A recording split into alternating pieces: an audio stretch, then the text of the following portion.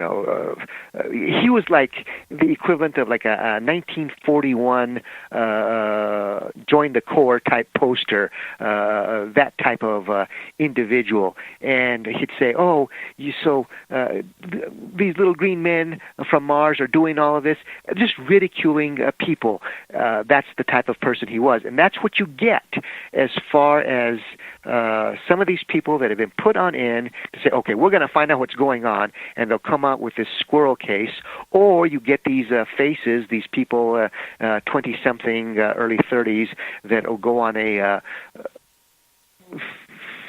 paranormal show, and oh, dude, this is what it's got to be, man. You had 2.5 days, and all you're doing is drinking soda pops. You're not doing anything, and okay, you're reading what the producer wants you to say, and your director. No, there is something lot more sinister going on out here.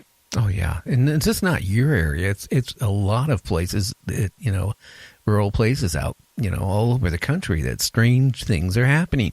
I mean, I really tried, for the last 11 months, tried to trace down some of these people, like it vanished, reports of them, like in the national park system.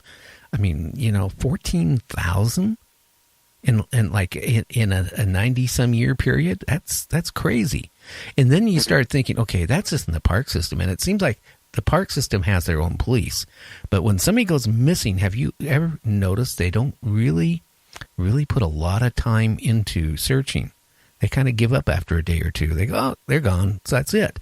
And it's so strange. But then a lot of people don't think about, if there's 14,000 people there have vanished, how many people are vanishing out of the cities? How many people are vanishing out of, small communities, people hitchhiking, all that stuff? They can say, oh, maybe a serial killer got those people, In a lot of cases, I guess that probably happens. But then again, I guess if you're in the wrong place and at the right time, you could, be whatever. I mean, how can I say it? The point is, like Nancy was saying, that the species that Eisenhower was with Eisenhower, they're cannibals. That's what she said. They're cannibals, and they, might be basically kidnapping people to, like the same way we have cattle, right? We have chickens, we have all that stuff. You have to look at maybe a civilization, 15,000, 20,000 years ahead of us. Everybody thinks, oh, they're going to be so advanced, they're not going to think that way. They're not going to think of wars. Well, I don't know if, any race from any aliens or human race, I guess, I think that's probably inbred with them, that they're going to have that, where they're going to have those feelings. But it makes me wonder, like maybe these people are being kidnapped for basically nutrition, maybe, or used for it. It's a thought, because why would they be doing this to cattle? I mean, why would all these people vanish? They're certainly not going to take them to another planet and say, here, have a new life. Well, I was just thinking that'd be something to do with a hybrid, as far as, the fifth column, the Trojan horse, doing something about a new breed that's going to be your master. That's one idea. Now, as far as for nutrition, gosh, you look at the Aztecs. They were cannibals, and look what they did. I mean, chili peppers with humans. Oh, yeah. That's what.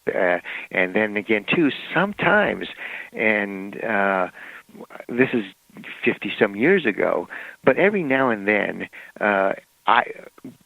the world, according to Allan, the government would let something slip and get put into mainstream to give humanity a hint. Now, okay. Now here's where I'm going with this. Now, there was 1963-64 episode of The Outer Limits, and of course, in the end, the book that they translate from the aliens, How to Serve Man. Actually, that was Twilight Zone. No, it was. Was it Outer Limits? Oh, maybe. No, okay. Maybe you're right. Maybe you're right. Maybe you're absolutely right. Maybe it was Twilight. Yeah, Twilight Zone. Yeah. Yeah, my mistake. Yeah. Okay. I was thinking of the other. Okay. Gotcha. Yeah. And, so again, too, for example, with War of the Worlds, 1953, the George Pell film. Okay. Now, what are the odds of them saying, hey, another one of those meteorites that has the war machines in, and it's slipped on in. You got to be prepared to see it. Says it just crashed at Corona or outside of Corona. Well, okay, 1947, Roswell, outside of Corona. That's where that. Well, the ship broke on up. You had the mothership and the escape pod, etc. Here. So outside of Corona, that's where you had the UFO that went down. 1953, in the movie, it said, hey, one of those ships just came down outside of Corona. And then again, too, we're talking about 64, Twilight Zone, How to Serve Man, what you said, cannibals. Oh yeah, but what I always liked about that show, is that all the airports, instead of seeing all the jet planes and the planes, right, for people going on trips, they were all full of UFOs, and it's thousands of people, right, were happy to get on these UFOs to go to this new planet, right, because they wanted to serve man. And the scientists, I just loved the look. That actor just got it so good when he was getting on board that UFO and that giant creature, right? Put his arm around him and escorted him in. But when his associate come running up there and she says, "We broke the code. We broke the code. To serve man is not to serve man. It's a cookbook." It just the look on his face, and that he knew that was it. His life was over. Yeah. Yeah, that was. If that was me, I would have pissed my pants right then and there. You know that you got selected to go to this beautiful world, right? To realize maybe you're going to be somebody's dinner that night. Yeah, that's that show did have some very, very good trick endings. I always maintain that Twilight Zone and there's just a couple of others that get the gold standard, and it's too bad that we do not have that kind of creative writing, creative direction, and that we do in TV today. Movie, for the most part, is sugar-coated garbage. And you're correct. The aliens, they're not going to be warm and fuzzy type of creatures. These are. They're playing dice with us. Maybe a few are trying to protect us to a degree from other aliens, but other than that, I mean, they'll let us slaughter each other. Oh, probably. I don't know. It's the standpoint. I'm surprised that we're still even here. And maybe I hate to say it, maybe we've all been bred, at one point to be, what we are now. The Sphinx, up in Egypt, they figured it was way older than the pyramids. Well, right. I was reading here maybe a couple months ago that the backside of it, they did some more carbon dating and some other stuff, but they kind of noticed a pattern on the back of it where it was worn, and they said that was only done by water. And then they came to conclusion where the Sphinx was underwater, like under an ocean at one point. So that case, that puts it blows out the whole fact about mankind and Adam and Eve, because that puts it way before modern man or even prehistoric man existed. Well, I maintain that there's been other civilizations here before us, and they got wiped out, and that's what we've got some information and some of the ruins. Let's say, for example, we hear about Atlantis, we see the Egypt, and we see the bottom of the Sphinx area that has all this water erosion area. We also see, the Becca Valley. How could those ruins be built by ancient man with not pneumatic tools, or what we find up there by Tiahuanaco in Bolivia? Yeah, so there's been civilizations before, and then, for whatever reason, wiped on out. And if you get into some Sitchin's, not that I believe all that Sitchin said, but yes, there has been other types of, I don't know how many you want to put in there, but yeah, it's we are the latest version of what is occupying planet Earth right now. Yeah, right now. Yeah, and lost my line of thought on that there. But yes, getting back to the Sphinx, one of the things that's very, very interesting about that is that the face on the Sphinx has been recarved. If you look at it dimension-wise, and you can get books on this, you go on over, you take a look at it, and you can do it even looking at it with a ruler. You say to yourself, geez, Louise, the face on this was completely different. So one of the things that we do believe now is, or well, some of us do believe, is that when the ancient Egyptians did get into the Nile Valley, they were able to take on over the ruins of this civilization that was before them. And with that, they ended up redoing the face on that Sphinx.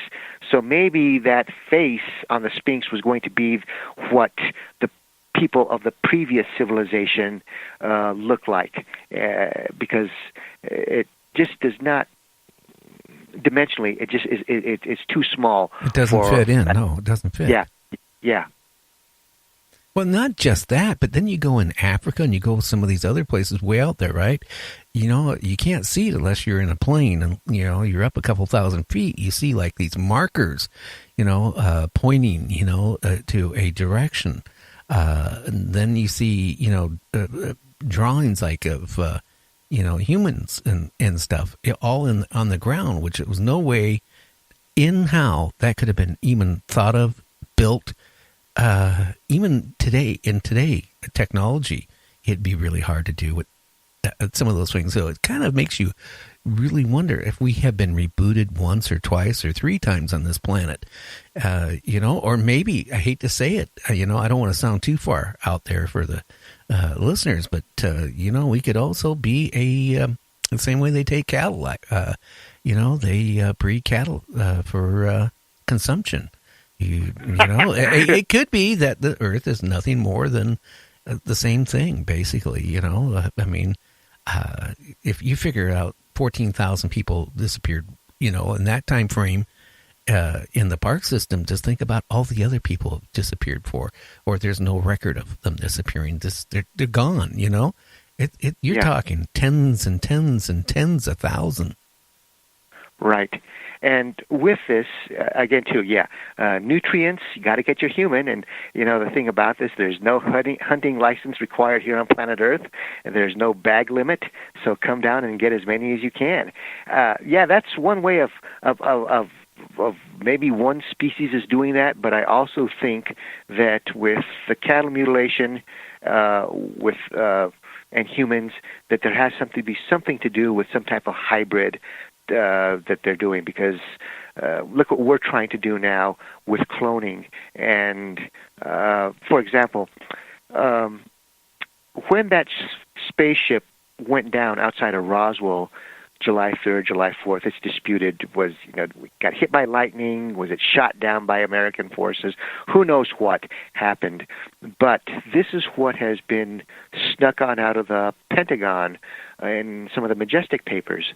Now, in the mothership, how it hit, and then it bounced. So you have, in essence, like two wreckages there because of the bounce.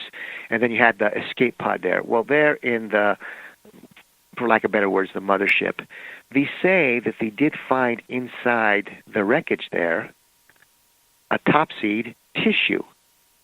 And you say to yourself, well, okay, what kind of tissue was that? Was that bovine or was that human?